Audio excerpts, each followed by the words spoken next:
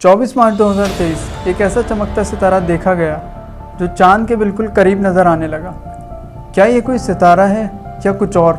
जहाँ सूरज मगरिब से निकलता है और मशरिक में गुरूब होता है। हमारे सोलर सिस्टम में 8 प्लैनेट्स हैं, जिसमें 4 रॉकी प्लैनेट्स और 4 गैस जेंट्स हैं।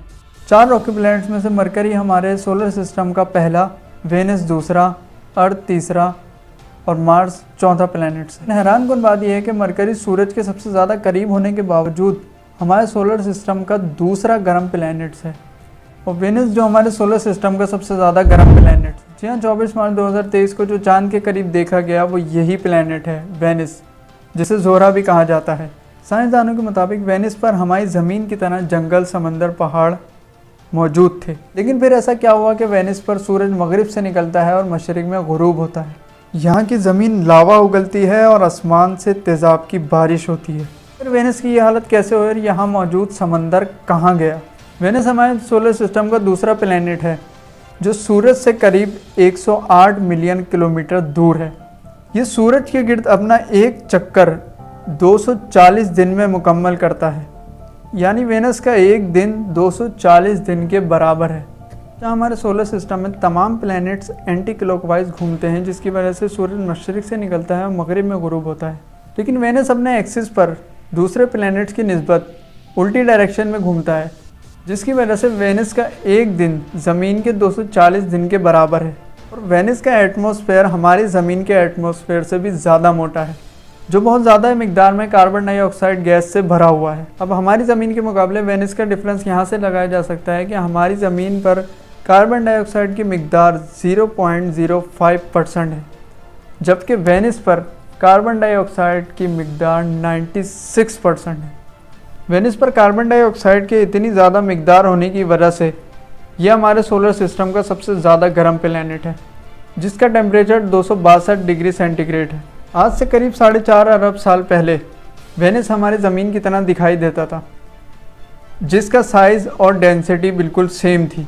आज से करीब 100 साल पहले साइंसदानों को लगता था कि वेनस के मोटे एटमॉस्फेयर के नीचे ज़मीन की तरह जंगल, पहाड़, समंदर और डायनासोर मौजूद हैं। लेकिन फिर 1950 में रशिया वेनस की स्टडी कर रहा था। रशिया ने 1961 से 1983 तक एक के बाद एक वेनेरा स्पेसक्राफ्ट वेनस की तरफ लॉन्च किए, जहां लैंड करना सबसे ज़्यादा मुश्किल काम था, क्योंकि वहां की ज़मीन लावा उगलती थी और कोई भी स्पेसक्राफ्ट वहां पे लैंड करने से पहले ही तबाह हो जाता था। वेनस पर पहले 6 स्पेसक्राफ्ट भेजे गए, जिसमें वेनेरा 1 से वेनेरा 6 तक शामिल थे। लेकिन ये स्पेसक्राफ्ट वेनस के एटमॉस्फेयर में पहुँचते ही कहीं गुम हो जाते। लेकिन इनमें से वेनेरा 3 वो वाहिद स्पेसक्राफ्ट था जिसने वेनस के सरफेस पर लैंड किया, लेकिन वो भी वेनस के एटमॉस्फेयर की वजह से टिक ना सका और तबाह हो गया।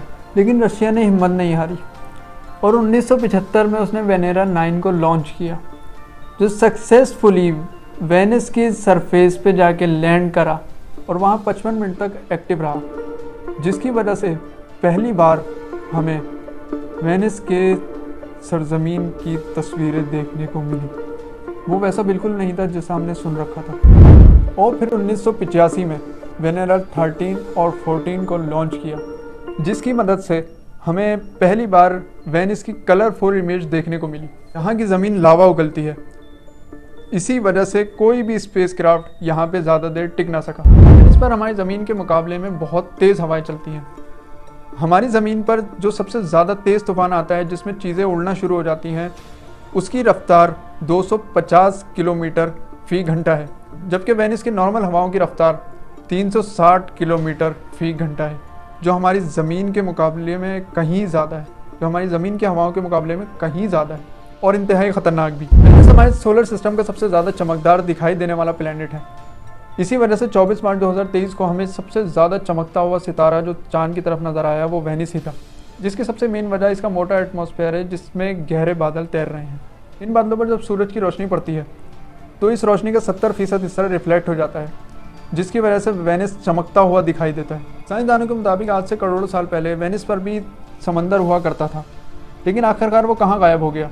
इसे जानने के लिए नासा ने 1989 में डी मैग्नम स्पेसक्राफ्ट को लॉन्च किया। इस स्पेसक्राफ्ट ने टेक्नोलॉजी रेडार की मदद से वेनिस की सरफेस की मैपिंग की। पहली बार हमने बादलों के नीचे वाला हिस्सा देखा, लेकिन यहाँ भी पानी का नामो निशान न था। यहाँ चारों तरफ वोल्केनोस और लावा की नदियाँ थी और वेनिस पर हमने देखा माउंट एवरेस्ट से भी बड़ा पहाड़। वोल्केनोस के फटने और ज़लज़लों की वजह से कार्बन डाइऑक्साइड की मिकदार में मुसलसल इजाफा होता है, जिसकी वजह से वेनिस पर ग्रीन हाउस इफेक्ट एटमॉस्फेयर पैदा होता है। ग्रीन हाउस इफेक्ट एटमॉस्फेयर वो है जो जिसमें सूरज की गर्मी वेनिस के अंदर तो आ सकती है लेकिन बाहर नहीं जाती।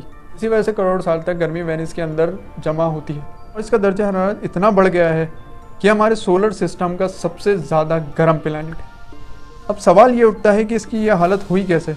तो साइंसदानों के मुताबिक, उनकी रिसर्च और उनके मुताबिक ये बात कंफर्म नहीं है कि वाकई ऐसा हुआ था या नहीं।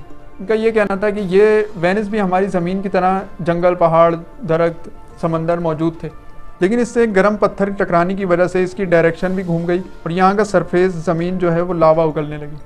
अब ये बात कहाँ तक सही है, कहाँ तक नहीं, ये तो उनकी एक रिसर्च के मुताबिक है, ये उनके एक ज्ञान के मुताबिक है, या ये कह सकते हैं कि उनके एक अंदाजे के मुताबिक है, लेकिन इसकी अभी तक कोई बात ऐसी मिलती नहीं है कि वाकई ऐसा हुआ। उम्मीद करता हूँ कि मैं वेनिस के बारे में आप लोगों को ठीक तरीके से समझा पाया। मिलते हैं अगली वीडियो में, जब तक चैनल को सब्सक्राइब कर दिएगा। फी अमान अल्लाह।